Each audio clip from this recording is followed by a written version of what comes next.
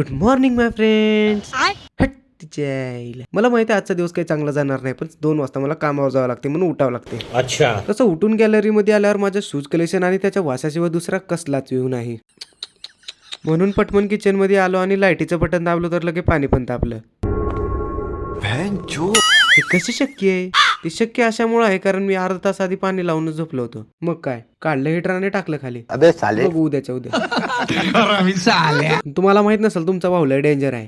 एका हातानच बकेट उचलतो. इसकी गारंटी मैं नहीं दे सकता. पण आज काही उचलत नव्हतं म्हणून मला हे सीन घ्यावं लागलं. आता सगळं रेडी केलंय म्हणल्यावर रांगोळीला निघालं काही हरकत नाही. मग तेवढ्यात लक्षात आलंय की आपण महिनाभर ब्रशच केला नव्हता.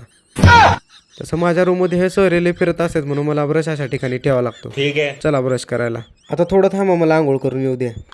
पण सोयरे हो, झोपेतून उठायचं खरं कारण सांगायचं म्हणलं तर मला सकाळ सकाळी युट्यूबचा मेसेज आला की तुझी येडे चाळी केल्यामुळे 800 सबस्क्रायबर तुझे कंप्लीट झाले. वो वहाँ पे एक्साइटेड है. असा मेसेज आम्हाला तुला करावा लागलाय. भाई